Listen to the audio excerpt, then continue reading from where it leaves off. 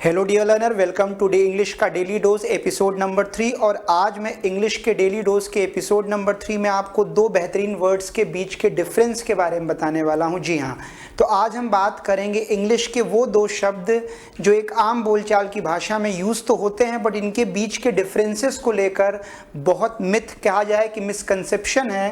तो इस मिथ को, इस मिसकंसेप्शन को दूर किया जाए तो हम बात करते हैं वो दो शब्द जो एक आम बोलचाल की भाषा में बहुत ज़्यादा इस्तेमाल होते हैं। एक आपका होता है बिगिन और दूसरा वर्ड आपका होता है स्टार्ट। अगर हम बिगिन और स्टार्ट को देखें तो ये पार्ट्स ऑफ स्पीच में क्रिया के रूप में आते हैं, यानी कि इनको हम वर्ब के रूप में यूज़ कर सकते हैं।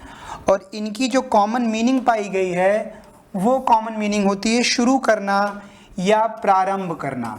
इन दोनों की ही कॉमन मीनिंग है शुरू या प्रारंभ करना। लेकिन प्रश्न आता है कि यहाँ पर हम कैसे समझेंगे कि हमें कहाँ पर बिगिन का यूज़ करना है और कहाँ पर हमको स्टार्ट का यूज़ करना है।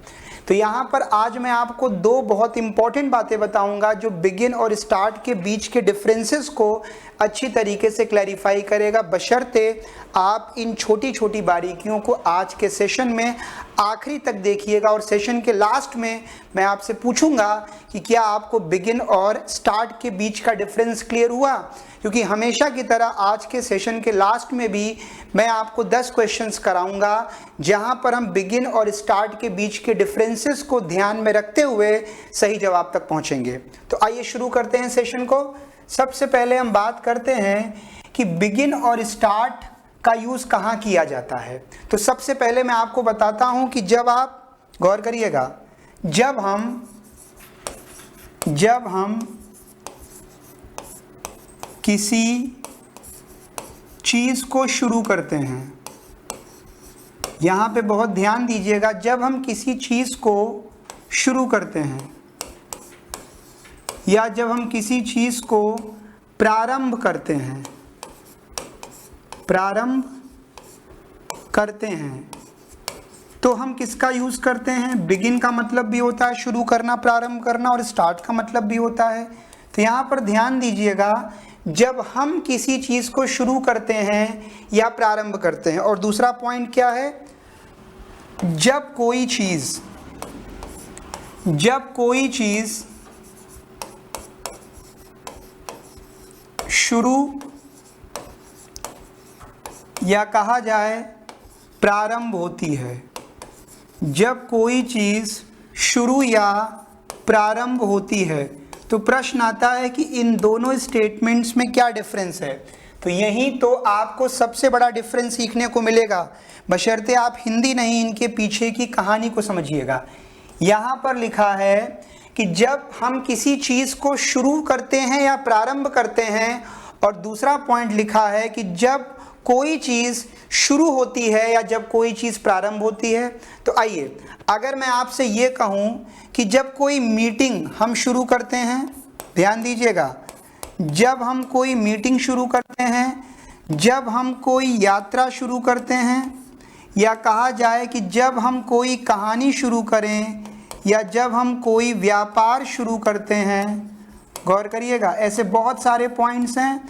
जब हम किसी किताब को पढ़ना शुरू करते हैं, ऐसे बहुत सारे केसेस होंगे जहां पर आप ये कह सकते हो कि जब हम किसी चीज़, अब यहाँ चीज़ का मतलब तो किसी भी वस्तु से हो सकता है, चीज़ यानी यहाँ पर किसी भी नाउन से हो सकता है, क्योंकि आपको पता होना चाहिए कि मीटिंग हो, चाहे आपका बिजनेस हो, स्टोरी हो, चाहे आपकी जर्नी हो, या चाहे कोई बुक हो, ये सब के सब शामिल होंगे आपके क्या? जी हाँ, नाउन में।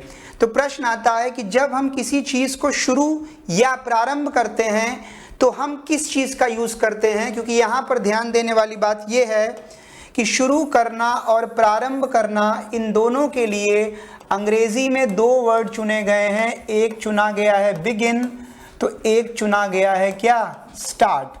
तो ये एक बहुत बड़ा प्रश्न होगा कि यहाँ पर जब हम किसी चीज़ को शुरू करते हैं या जब हम किसी चीज़ को प्रारंभ करते हैं तो हम यहाँ पर स्टार्ट के साथ जाएंगे या बिगिन के साथ जाएंगे, तो आज के एपिसोड नंबर 3 में हम एक मुद्दा ये उठाएंगे और अब बात करते हैं आज के एपिसोड का दूसरा मुद्दा, जहां पर हम बात करने वाले हैं कि जब कोई चीज़ शुरू होती है या जब कोई चीज़ प्रारंभ होती है तो प्रश्न ये उठता है कि क्या सर आप यहाँ पर भी इन्हीं चीज़ों को लिखेंगे। तो मैंने कहा बेशक।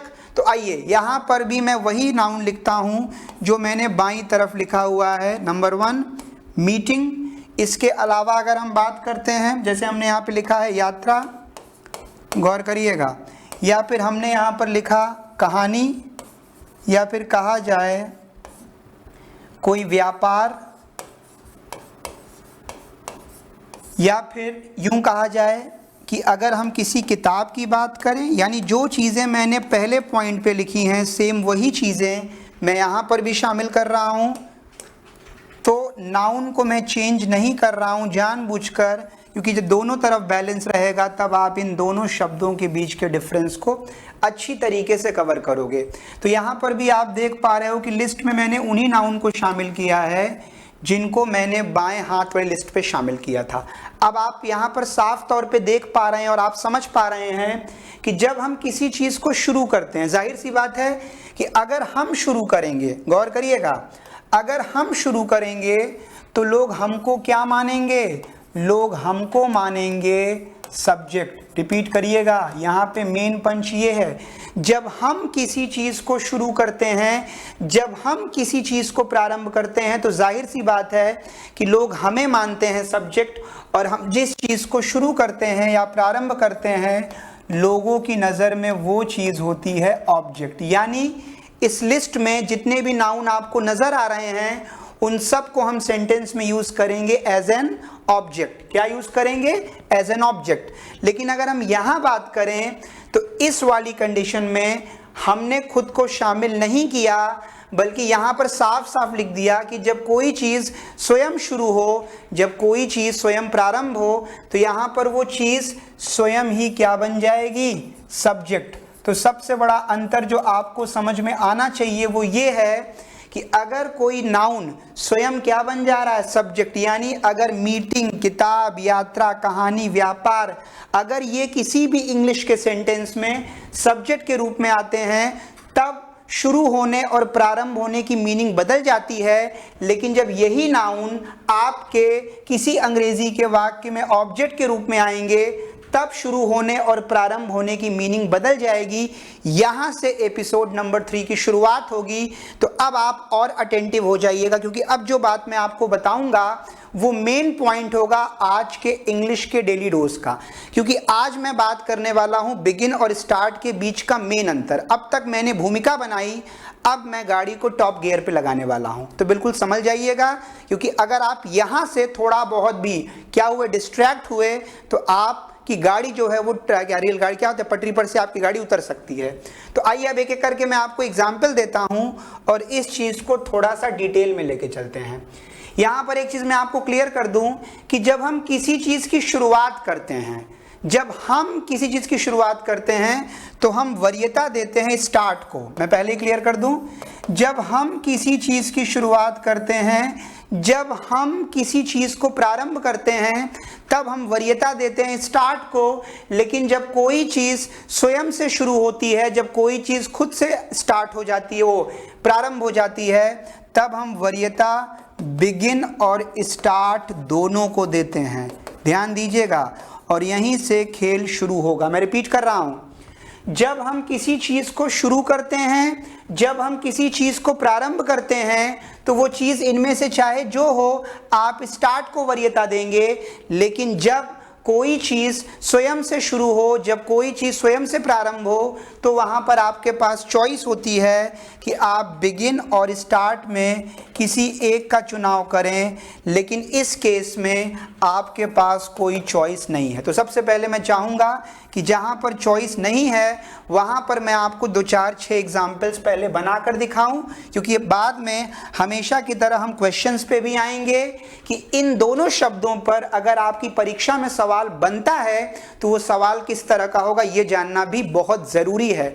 और हमेशा की तरह मैं सेशन के लास्ट में आपको क्वेश्चंस ज़रूर दूंगा। तो आइए मैंने क्या बोला? अगर मैं आपसे ये कहता हूं कि हमने, ध्यान दीजिएगा, हमने 9 बजे मीटिंग शुरू की, गौर करिएगा, हमने 9 बजे मीटिंग शुरू की। लास्ट में आपको सभी सवालों के जवाब देने होंगे, इसीलिए अभी मैं आपको सभी सवालों के जवाब दे देता हूं ताकि लास्ट में जब आप आंसर दें तो आप कंफ्यूज ना हो। गौर करिएगा, हमने 9 बजे मीटिंग शुरू की, तो हमने क्या किया? यहां ध्यान दीजिएगा, ऊपर क्या लिखा था? थोड़ा सा मैं आपका ध्यान ऊपर की तरफ खींचूंगा। क्या लिखा था ऊपर? जब हम किसी चीज को शुरू करते हैं तो हमने किस चीज को शुरू किया? हमने मीटिंग को शुरू किया।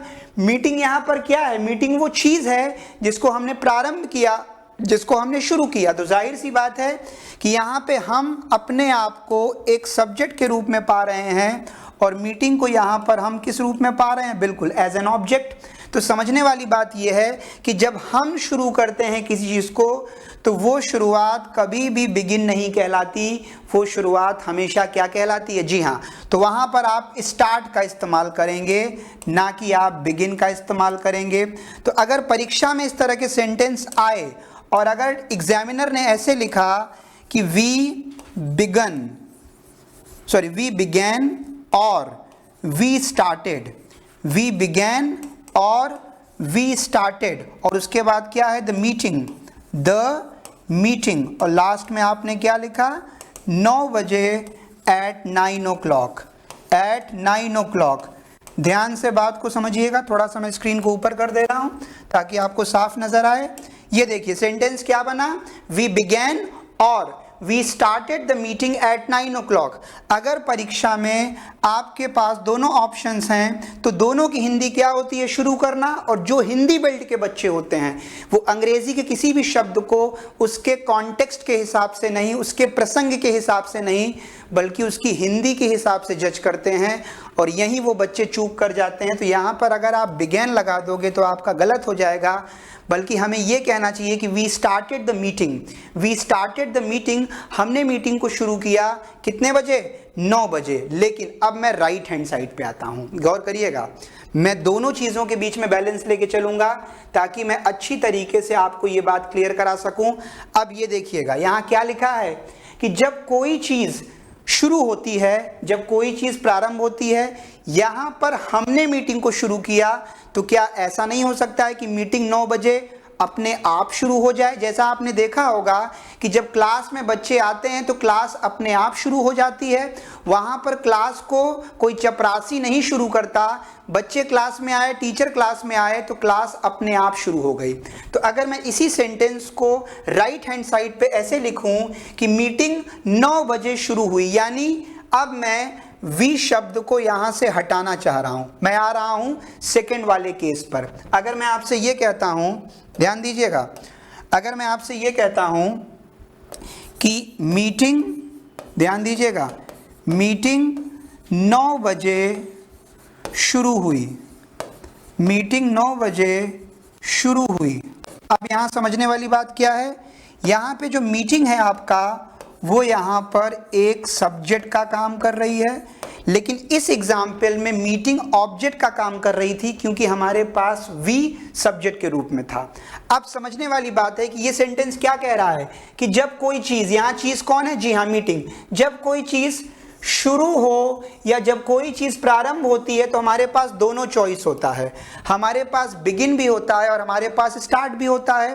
तो अगर मैं इस सेंटेंस का अनुवाद, मीटिंग 9 बजे शुरू हुई, अगर मैं इस सेंटेंस का अनुवाद ऐसे करूं, द मीटिंग, ध्यान दीजिएगा, कंफ्यूज मत होइएगा, मैं बहुत सिंपल लैंग्वेज में समझाने की कोशिश कर रहा हूं और मुझे पूरा विश्वास है कि इंग्लिश के डेली डोज में आपको रोजाना कुछ ऐसे डोज मिल रहे हैं जो इंग्लिश नामक वायरस से आपको बचाएंगे। तो गौर करिएगा, द मीटिंग अब 9 बजे शुरू हुई, तो आपने यहां पे लिखा द मीटिंग बिगैन। क्या लिखा?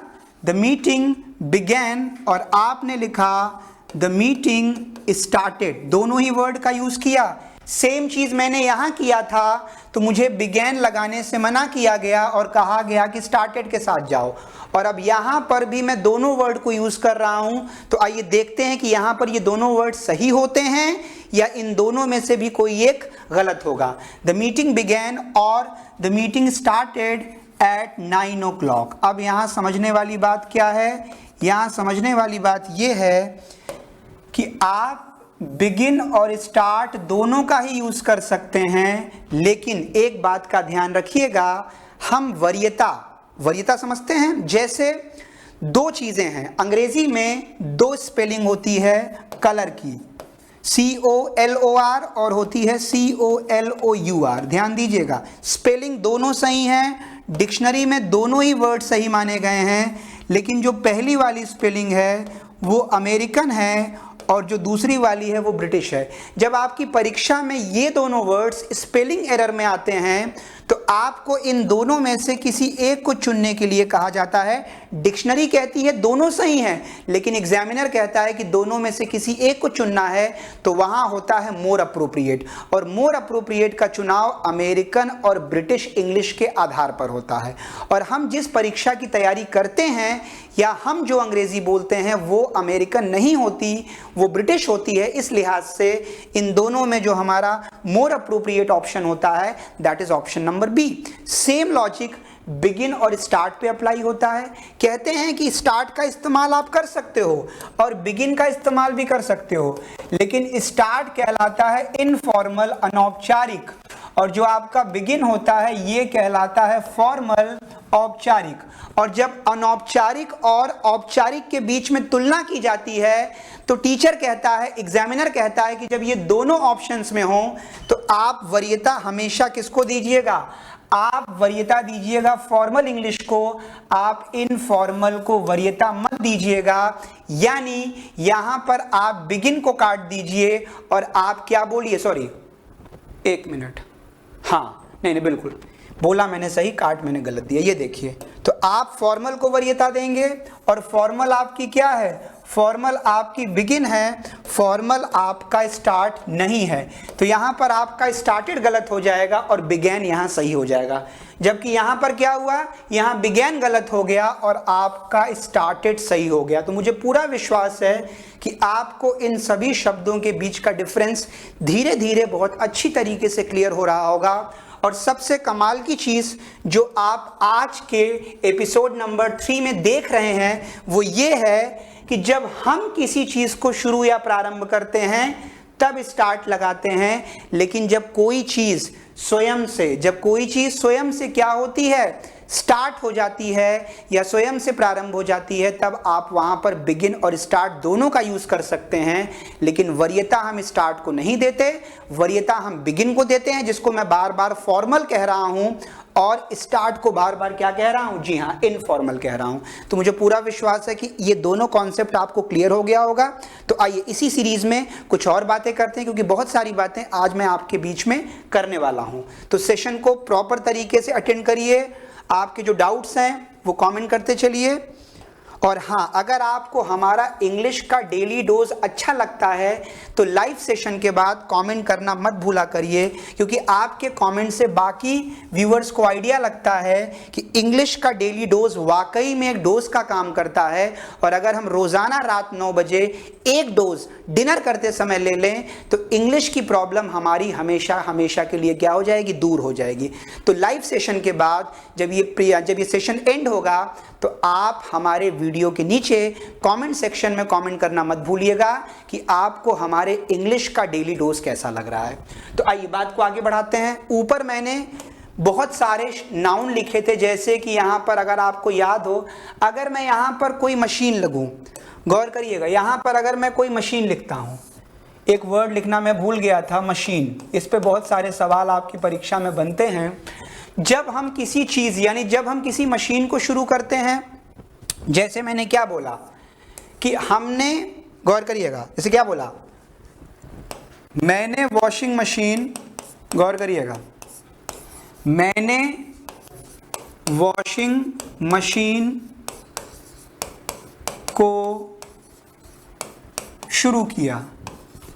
मैंने वॉशिंग मशीन को शुरू किया। अगेन यहाँ पर क्या सेंस बन रहा है, यहाँ वॉशिंग मशीन ऊपर वाले ही सेंटेंस की तरह क्या है, ऑब्जेक्ट। जैसे कि ऊपर वाले सेंटेंस में मीटिंग ऑब्जेक्ट था, और यहाँ पर मैं कौन हूँ, बिल्कुल ऊपर वाले सेंटेंस की तरह मैं यहाँ पर सब्जेक्ट हूँ। तो समझने वाली बात है कि यहाँ पर भी आपको स्टार्ट का ही यूज़ करना पड़ेगा। तो आप लिखेंगे आई स्टार्टेड, गौर करिएगा, आई स्टार्टेड, और उसके बाद आपने लिखा a washing machine, I started a washing machine.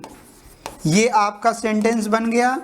अगर आप यहाँ पर लिखते आई बिगैन, अगर आपने ये लिखा होता आई बिगैन अ वॉशिंग मशीन, तो ये स्टेटमेंट आपका गलत होता, लेकिन I started a washing machine ये आपका बिल्कुल सही स्टेटमेंट है। अब आइए वॉशिंग मशीन को यहाँ पर हम सब्जेक्ट के रूप में रख के देखते हैं। तो यहाँ पर आपको एक बहुत ही यूनिक चीज़ सीखने को मिलेगी। अभी तक मैं क्या बोल रहा था, अभी तक मैं ये बोल रहा था कि जब कोई चीज़ शुरू होती है, जब कोई चीज़ प्रारंभ होती है, तो हम वहाँ पर किसका यूज़ करते हैं, हम वहाँ पर बिगिन और स्टार्ट का यूज़ करते हैं। तो अगर मैं ये बोलूँ कि how does an induction motor, गौर करिएगा, how does an induction motor. अब यहाँ पर देखिएगा, इंडक्शन मोटर एक मशीन है और यहाँ पर इंडक्शन मोटर एक सब्जेक्ट के रूप में आ रहा है। तो मैंने क्या बोला, how does an induction motor, और अब यहाँ पर मैंने आपको ऑप्शन दे दिया, दो ऑप्शन, एक ऑप्शन दे दिया बिगिन और एक ऑप्शन मैंने आपको दे दिया स्टार्ट। गौर करिएगा, एक ऑप्शन मैंने आपको दिया बिगिन और एक ऑप्शन मैंने आपको क्या दिया, स्टार्ट। बिगिन का मतलब भी होता है शुरू करना या शुरू होना, गौर करिएगा, और स्टार्ट का मतलब भी क्या होता है, शुरू करना और शुरू होना। तो यहाँ पर आप क्या सोचेंगे, बिल्कुल आप ऊपर वाला कॉन्सेप्ट सोचेंगे कि भैया बिगिन होता है फॉर्मल और स्टार्ट क्या होता है, इनफॉर्मल। लेकिन मशीन वाले केस में कभी बिगिन का इस्तेमाल किया ही नहीं जाता। यानी ये अपने आप में एक एक्सेप्शन कह सकते हैं कि मशीन चाहे एज एन ऑब्जेक्ट आए चाहे एज ए सब्जेक्ट आए, in both the cases we must use begin. गौर करिएगा, हम यहाँ पर बिगिन नहीं, हम यहाँ पर स्टार्ट का यूज करेंगे। In both the cases we must use start not begin. यहां पर भी हमने स्टार्ट का यूज किया और यहां पर भी हम बोलेंगे how does an induction motor start. अगर मैंने यहां पे लिख दिया होता कि how does an induction motor begin, तो मेरा स्टेटमेंट क्या हो जाता, इट वुड बी रॉन्ग। इस वजह से आप मशीन वाले केस में, ये बात मैं स्पेशली आपको मशीन के लिए बता रहा हूं कि मशीन वाले केस में चाहे वो किस सेंस में आए, एज एन ऑब्जेक्ट आए, चाहे वो किस सेंस में आए, एज ए सब्जेक्ट आए, in both the cases machine के साथ कभी भी आप बिगिन का यूज मत करिएगा, मशीन के साथ आप हमेशा स्टार्ट का यूज करिएगा। सेम यही लॉजिक, गौर करिएगा, यही लॉजिक हम पाते हैं किसके लिए, यही लॉजिक हमने पाया है जर्नी के लिए। यात्रा में भी यही लॉजिक पाया गया है। तो गौर करिएगा, जैसे अगर हम ये बोलते हैं, गौर करिएगा, अगर हम जर्नी की बात करते हैं तो जर्नी चाहे किस रूप में आए, जर्नी चाहे ऑब्जेक्ट के रूप में आए और जर्नी चाहे किस रूप में आए, सब्जेक्ट के रूप में आए, वहां पर भी आपको मशीन वाला ही कॉन्सेप्ट फॉलो करना पड़ेगा। ये देखिए यहाँ पे मैंने कई सारे पॉइंट्स लिखे थे, तो यहाँ पर एक मैंने यात्रा का पॉइंट लिखा है। अब तक देखा जाए तो मैंने कितने पॉइंट्स क्लियर करा दिए आपको, मशीन वाला पूरा पॉइंट क्लियर करा दिया, मीटिंग वाला पूरा पॉइंट क्लियर करा दिया। आइए यात्रा वाला पॉइंट भी मैं आपको बता दूं। और रही बात ये किताब, कहानी और व्यापार की, तो कॉमन पॉइंट्स हैं ये। मैं आपको यात्रा वाला पॉइंट पढ़ाकर फिर मैं डायरेक्टली क्वेश्चन पर आता हूँ। और हाँ, एक जगह पर ये दोनों कॉमन भी होते हैं, मैं वो भी आपको बता देता हूँ। गौर करिएगा, ये देखिएगा, जैसे अब यहाँ पर मैं आपको दो एग्जाम्पल और देता हूँ यात्रा वाले में। मशीन वाला एक्सेप्शन है, ध्यान रखिएगा, बाकी जगह भी चीज़ें कॉमन हैं। जैसे अगर मैं आपसे ये कहता हूँ कि हमने 9 बजे यात्रा प्रारंभ किया, हमने 9 बजे यात्रा प्रारंभ किया। तो यहाँ पर यात्रा क्या है, यात्रा यहाँ पर किसका काम कर रही है, ऑब्जेक्ट का। और हम यहाँ पर क्या हैं, शुरू से ही देख रहे हो आप कि यहाँ पर हम काम कर रहे हैं सब्जेक्ट का। और अगर मैं बोलता हूँ कि यात्रा 9 बजे प्रारंभ हुई, अगर मैंने क्या बोला, यात्रा 9 बजे क्या प्रारंभ हुई, ये देखिए यात्रा 9 बजे प्रारंभ हुई। तो यहाँ पर आप पाएंगे कि यहाँ पे जो यात्रा है वो आपका यहाँ पर सब्जेक्ट का काम कर रहा है। अब आप इन दोनों सेंटेंसेस को आपस में कंपेयर करके देखें तो आपको एक बहुत अच्छी बात सीखने को मिलेगी। वो क्या है, यहाँ पर जर्नी एज एन ऑब्जेक्ट आ रही है और यहाँ पर जर्नी एज अ सब्जेक्ट आ रही है। तो यहाँ पर मैंने लिखा द जर्नी, गौर करिएगा, द जर्नी, और आपने लिखा यहाँ पर स्टार्टेड, द जर्नी स्टार्टेड और the journey began, the journey started, the journey began at 9 o'clock। अब यहाँ पर आपको सही ऑप्शन चुनना है, ध्यान दीजिएगा। वैसे तो आपके दोनों ही ऑप्शन सही हैं क्योंकि जब जर्नी सब्जेक्ट का काम करेगी तो ये दोनों के साथ आएगी, लेकिन यहाँ पर हम वरीयता किसको देंगे। जैसे आपको याद हो तो अभी मैंने थोड़ी देर पहले जब आपको बताया था किसके बारे में, मीटिंग के बारे में, तो सही तो आपके भैया दोनों ही थे, लेकिन हमने वरीयता किसको दिया था, वरीयता हमने फॉर्मल को दिया था, क्योंकि मीटिंग वाले केस में बिगिन फॉर्मल में आता है, लेकिन जर्नी वाले केस में हमको देखना है कि फॉर्मल में कौन आता है।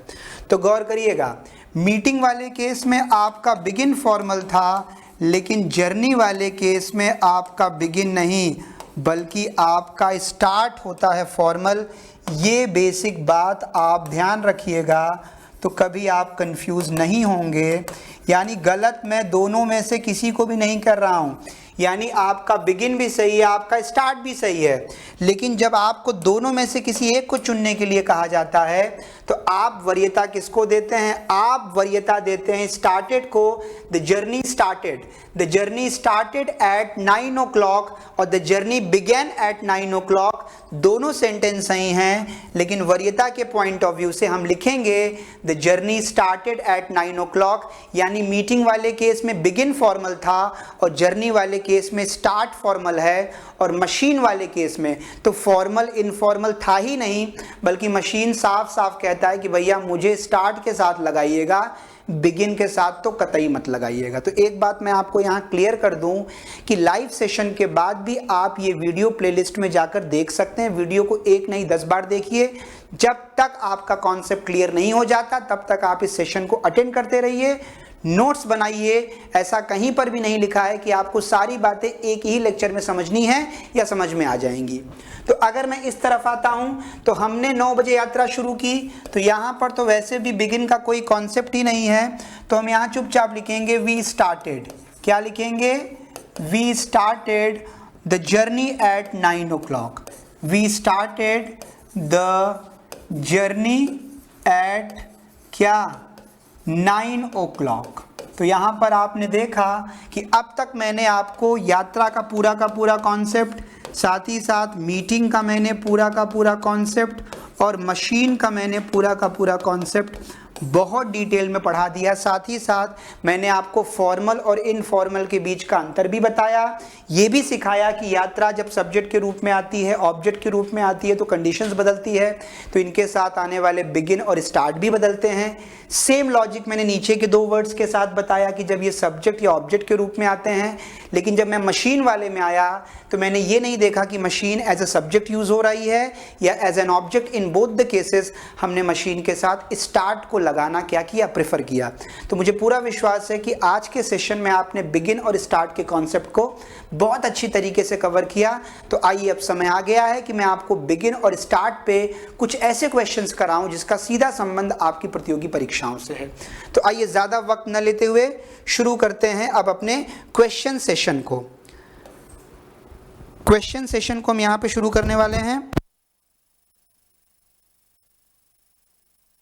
आइए तो सबसे पहले क्वेश्चन को यहाँ पर हम लेते हैं। कल थोड़ा सा हमारा ये जो पीपीटी था वो कम दिख रहा था आपको, मैंने प्रयास किया कि इस बार प्रॉपर विजिबल रहे ये। तो पहला सवाल आपका फिल इन द ब्लैंक से आ रहा है, इसमें क्या लिखा है, द मीटिंग डिड नॉट। अब आप यहाँ पे देख पा रहे हैं कि जो मीटिंग शब्द है यहाँ मीटिंग सब्जेक्ट के रूप में आ रही है, गौर करिएगा। मीटिंग यहाँ किस रूप में आ रही है, सब्जेक्ट के रूप में आ रही है, और जब मीटिंग सब्जेक्ट के रूप में आएगी तो आप मीटिंग के साथ बिगिन और स्टार्ट दोनों ही वर्ड का यूज कर सकते हो। लेकिन मीटिंग के साथ फॉर्मल मैंने किसको माना है, मीटिंग के साथ सर जी आपने बिगिन को माना है फॉर्मल, स्टार्ट को आपने माना है इनफॉर्मल। यस और नो। मीटिंग वाले केस में आपने क्या किया है, मीटिंग वाले केस में वापस देख लीजिए आप पीछे, ये देखिए मैं दिखा दूं आपको। तो यहाँ पर देखिए मीटिंग वाले केस में साफ साफ लिखा है, मीटिंग वाले केस में बिगिन को हमने क्या माना है, बिगिन को माना है फॉर्मल और स्टार्ट को क्या माना है, इनफॉर्मल।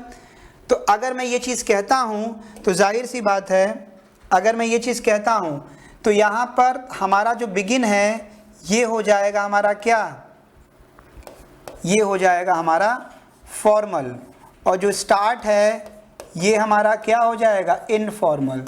देखा जाए तो हमें वरीयता किसको देनी चाहिए, फॉर्मल को। लेकिन जैसे ही नज़र हमारी डी ऑप्शन पे गई, डी ने कहा कि अगर आप मुझे चुन लोगे तो फॉर्मल और इनफॉर्मल दोनों में ही आप अपनी बात कह पाओगे।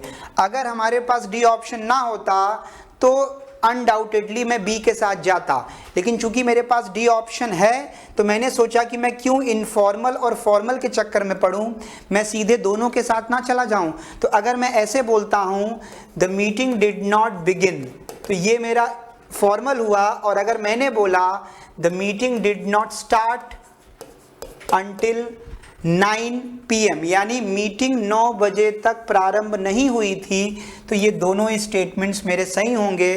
तो टेक्निकली मैं डी वाले ऑप्शन के साथ चला गया।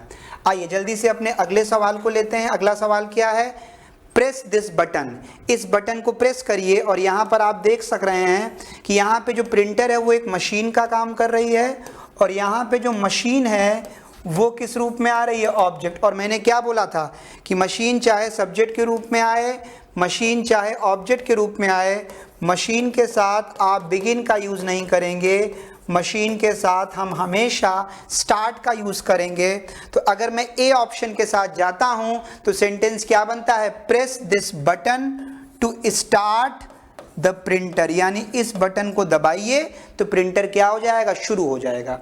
चलिए जल्दी से अपने अगले सवाल की तरफ बढ़ते हैं, देखते हैं अगला क्वेश्चन क्या कहता है। ये रहा अगला question, we will dash the meeting with a message from the president. ये पूरी तरीके से फॉर्मल स्टेटमेंट है क्योंकि इसमें देखिए राष्ट्रपति की बात हो रही है।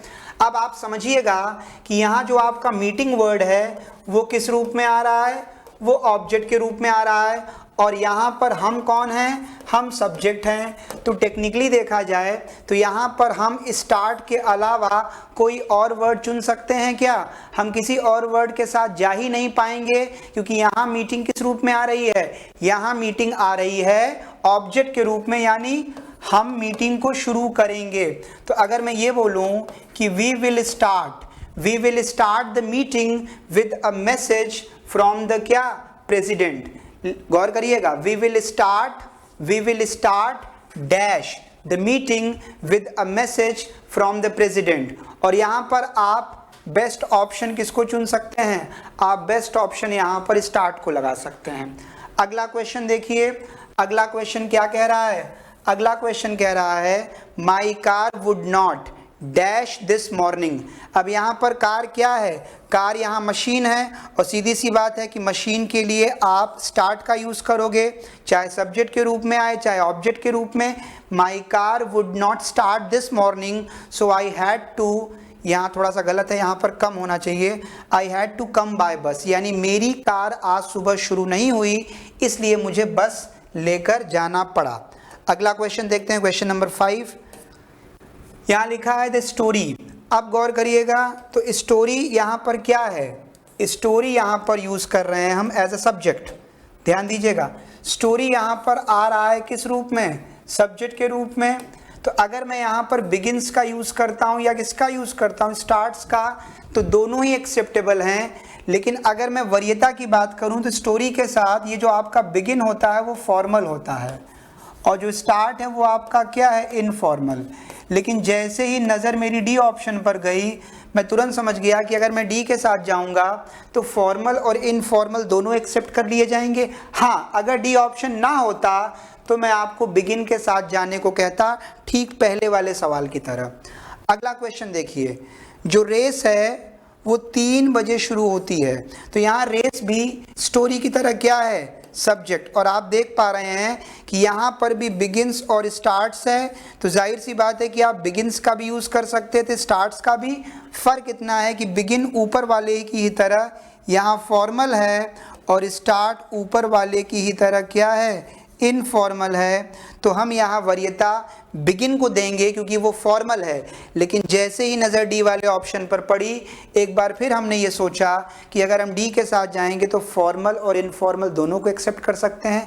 ध्यान रहे, अगर इन सवालों में डी ऑप्शन ना होता तो मैं क्वेश्चन नंबर 5 और 6 दोनों में बिगिन लगाता, लेकिन डी ऑप्शन होने की वजह से मैंने ये सोचा कि क्यों ना मैं ऐसा ऑप्शन लगाऊं जहां पे दोनों ही आपके आंसर्स एक्सेप्टेबल हों।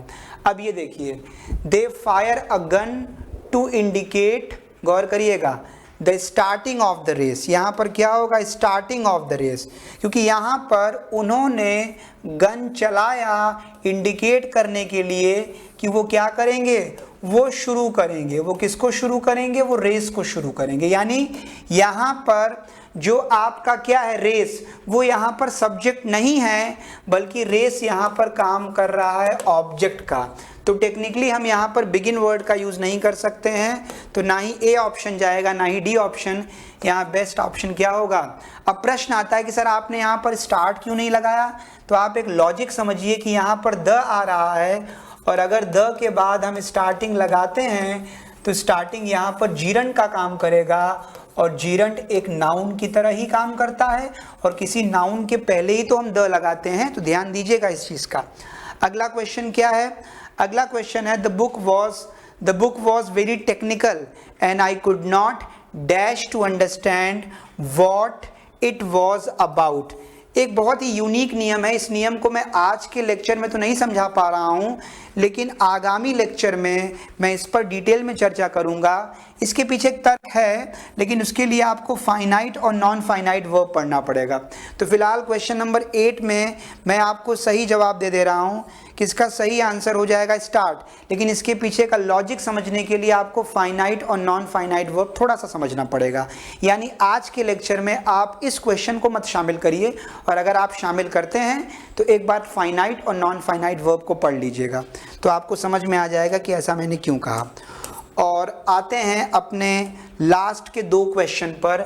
आई बिगेन द वॉशिंग मशीन। अब गौर करिएगा, वॉशिंग मशीन तो भैया एक मशीन है, तो मशीन को बिगेन नहीं, मशीन को क्या करते हैं, स्टार्ट करते हैं। पास्ट की बात हो रही है तो क्या बनेगा, I started the washing machine an hour ago.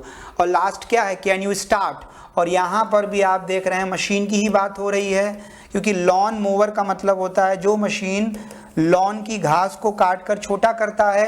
तो यहाँ पर आप स्टार्ट वर्ड का यूज़ किए तो बिल्कुल सही है, और ऊपर वॉशिंग मशीन के साथ आपने बिगेन लगाया था तो गलत था। तो यहाँ पर तो आपका नो एरर हो गया। लेकिन क्वेश्चन नंबर 9 का जो सही आंसर होगा that is option number A. So dear learner, आज के इंग्लिश के डेली डोज के एपिसोड नंबर 3 में आपने स्टार्ट और बिगिन के बीच का डिफरेंस देखा, और मुझे पूरा विश्वास है कि डे बाय डे इंग्लिश के डेली डोज की मदद से आप ऐसे शब्दों के बीच के डिफरेंस को अच्छी तरीके से क्लियर कर पा रहे हैं जिनका सीधा ताल्लुक आपके spotting error, fill in the blank, sentence improvement और हाँ क्लोज टेस्ट से है। तो जाने से पहले मैं आपसे यही कहना चाहूँगा कि अगर आपको इस तरीके के मज़ेदार सेशंस हमारे इंग्लिश के पेड कोर्स में शामिल होकर लेना है तो आप हमारे ग्रामर मेड आसान का पेड कोर्स जो रिकॉर्डेड वीडियोस के फॉर्म में आता है, इसको आप खरीद सकते हैं। 250 से भी ज़्यादा रिकॉर्डेड वीडियोस आपको इस कोर्स में दिए जाते हैं 1 ईयर वैलिडिटी के साथ, और साथ ही साथ यहाँ पे पिछले कुछ दिनों से स्पेशल ऑफर भी चल रहे हैं। तो इस कोर्स से जुड़ी कोई भी जानकारी लेने के लिए आप तैयारी कोचिंग के इस व्हाट्सएप नंबर पर व्हाट्सएप करके या कॉल करके पूरी इन्फॉर्मेशन ले सकते हैं कि इस कोर्स में क्या है, ये कोर्स किन के लिए बेनिफिशियल है, इसका फीस स्ट्रक्चर क्या है, कोर्स में क्या क्या पढ़ाया जाएगा, ईच एंड एवरीथिंग आपको इस नंबर पे व्हाट्सएप करके या कॉल करके सारी जानकारी मिल जाएगी। तो एक बार फिर से आप सभी लोगों का बहुत बहुत धन्यवाद सेशन में शामिल होने के लिए। Thank you so much for being with us. Thank you.